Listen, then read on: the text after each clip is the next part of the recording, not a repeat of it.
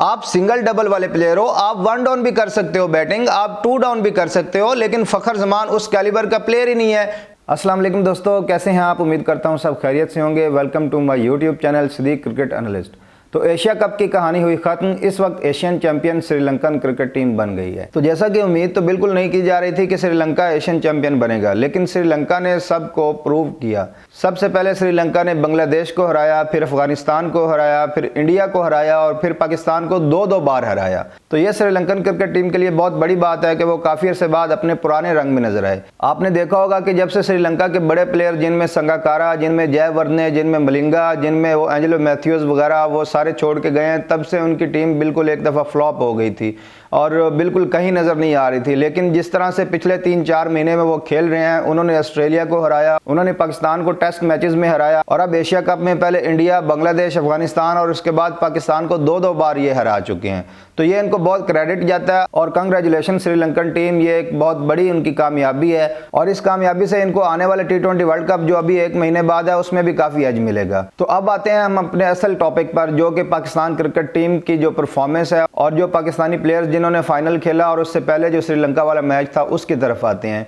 Asia cup का final हारने के बाद पूरे मुल्क में फैंस में खलबली मची हुई है और हमारे मिडिल ऑर्डर बैट्समैन पर काफी ज्यादा तनकीद हो रही है। कोई कह रहा है कि खुशदिल शाह, इफ्तिखार अहमद, आसिफ अली और फखर जमान को बाहर निकाला जाए, कोई कहता है कि जी शर्जील खान को लाएं, कोई कहता है शोएब मलिक को लाएं। तो हर कोई अपने नजरिए से बात कर रहा है। मैंने कहा चलो मैं भी इस पर अपनी राय देता चलूँ। तो सबसे पहले तो सॉरी, मेरी वीडियो थोड़ी लेट आ रही है। एशिया कप के फाइनल का भी हम पोस्ट मैच एनालिसिस नहीं कर सके, तो मैंने कहा चलो थोड़ी सी बात कर लें। मेरे ख्याल में परेशानी वाली बात पाकिस्तान को मिडल ऑर्डर में नहीं बल्कि ओपनिंग में है। असल जो वजह है वो पाकिस्तान ओपनिंग की वजह से हार रहा है। जैसे मोहम्मद रिजवान बिल्कुल स्लो स्टार्ट लेते हैं और साथ में बाबर आजम भी स्ट्रगल कर रहे हैं। पूरे टूर्नामेंट में वो उनके रन्स नहीं आए, बिल्कुल फ्लॉप जा रहे हैं और वो ज़्यादातर सिंगल डबल लेते हैं। तो मुझे लगता है कि जो हमारी जो असल प्रॉब्लम है वो है ओपनिंग में, जो पहले पावर प्ले में हम ठीक से स्कोर नहीं कर पाते। हम जिस तरह से खेल रहे थे, आपने देखा होगा कि पावर प्ले में हमारे रन सिर्फ और सिर्फ 35 से 40 के दरमियान थे। तो ये बहुत कम रन थे, बहुत स्लो स्टार्ट था। मोहम्मद रिजवान उस तरह का प्लेयर नहीं है कि वो आपको 10 रन पर ओवर बना के दे।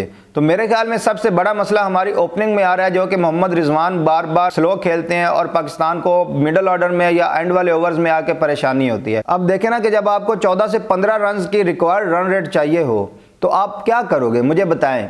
आप छक्के ही मारोगे ना? आप हर बॉल पे चांस लोगे ना? तो मेरे ख्याल में सबसे बड़ा मसला है हमारी ओपनिंग में। मोहम्मद रिजवान को ओपनिंग से हटाना चाहिए, मोहम्मद रिजवान को वन डाउन आना चाहिए। और ये आप देखें कि फ़खर जमान का कैरियर भी ख़राब कर रहे हैं। ये फ़खर जमान को बार बार 1 साल मुसलसल उसको आप वन डाउन खिला रहे हैं, वो वन डाउन पे नहीं खेल रहा।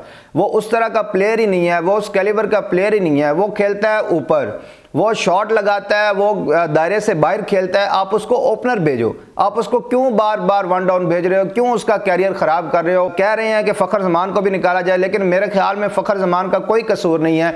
फ़खर जमान को आप एक दफ़ा 5 या 6 मैचेस में आप उसको ओपनर भेजो, आप उसको ओपनर भेज के तो देखो, वो आपको स्कोर करके देगा। आप इसी साल के PSL को उठा के देख लें, 2022 का जो अभी हुआ है, उसमें आप फ़खर जमान की परफॉर्मेंस देखें। एज ए ओपनर उसने 11 मैचेस में 580 से लेके 588 के लगभग स्कोर किए हैं। तो मेरे ख्याल में ये फ़खर जमान कर सकता है और उसने पहले भी किया हुआ है। और जब वो T20 में ओपनर आता था तब आप उसकी रैंकिंग भी देखें, तब वो नंबर 2 पे आ गया था। तो आप क्यों फ़खर जमान का कैरियर तबाह कर रहे हो? क्यों उसको बर्बाद कर रहे हो? आप उसको ओपनर भेजो भाई, वो ओपनर बैट्समैन है, आप उससे ओपनिंग करवाओ। क्यों मोहम्मद रिजवान और बाबर आजम ने जिद लगाई हुई है कि हम ही ओपनिंग करेंगे? आप सिंगल डबल वाले प्लेयर हो, आप वन डाउन भी कर सकते हो बैटिंग, आप टू डाउन भी कर सकते हो, लेकिन फ़खर जमान उस कैलिबर का प्लेयर ही नहीं है। फ़खर जमान ओपनर बैट्समैन है, आप उसको ओपनिंग करवाएं। जब वो ओपन करेगा तो आपका पावर प्ले में कम से कम 50-60 स्कोर होगा, जो कि 9 या 10 की एवरेज से स्कोर होता है। ये जो हमारे बाबर आजम और मोहम्मद रिजवान बैटिंग कर रहे हैं, ये उस तरह स्कोर नहीं कर पाते। तो मेरे ख्याल में सबसे बड़ा मसला हमारा ओपनिंग का है। मोहम्मद रिजवान को वन डाउन आना चाहिए या फिर बाबर आजम को वन डाउन आना चाहिए। फ़खर जमान को आप ओपन करवाएं। और उसके बाद हम बात करते हैं मिडल ऑर्डर में जो हमारी परेशानी है। मिडल ऑर्डर में जो हमारी परेशानी सबसे बड़ी आ रही है वो ये है कि आसिफ अली और खुशदिल शाह उस तरह परफॉर्मेंस नहीं दे पा रहे जिस तरह उनको देनी चाहिए। तो आसिफ अली का तो मैं शुरू से ही नाकद हूँ, वो बिल्कुल ही परफॉर्म नहीं करते। पहले मैं कभी उनको सपोर्ट करता था, लेकिन जिस तरह से वो पिछले 1-1.5 साल से टीम में खेल रहे हैं, मेरे ख्याल में उनको टीम से निकालना चाहिए। और खुशदिल शाह की तो बिल्कुल जगह ही नहीं बनती। खुशदिल शाह को पता नहीं ये क्यों लेके आते हैं बार बार, उसकी जीरो परफॉर्मेंस है। उसने एक वो डोमेस्टिक पाकिस्तान कप था या पता नहीं कौन सा कप था, उसमें उसने 26 बॉलों पे सेंचुरी लगा दी, तो आपने उसको पूरे 2 साल के लिए टीम में इन कर लिया। उस बंदे को आप देखें तो सही है, हांगकांग वाला मैच जो एशिया कप में हुआ था उसमें वो उसका बाद में इंटरव्यू देखा मैंने, तो उसमें वो कह रहा था कि मुझे कप्तान ने कहा था कि आपने जाके हिट करनी है, वेट नहीं करना, मारना है। तो वो जब क्रीज पे आया मैं तो कहता है कि मैं हिट करने की कोशिश कर रहा था लेकिन मेरे से हिट नहीं हो रही थी, तो फिर मैंने वेट कर लिया। तो जो बंदा अपनी टीम मैनेजमेंट या अपने कप्तान की भी नहीं मान रहा, वो उसे कह रहे हैं कि तुमने जाके हिट करनी है, मारना है, क्योंकि हमारे पास उस वक्त रन्स बहुत कम थे। ये तो भला हो एंड वाले ओवर में इसने 4 छक्के लगा लिए, वो भी एक घसा पिटा बेचारा बॉलर था, उसकी दरवेशी जैसे सूर्य कुमार यादव ने की, उसी तरह इसने भी वो 4 छक्के लगा दिए, तो हमारा वो स्कोर काफी बड़ा बन गया।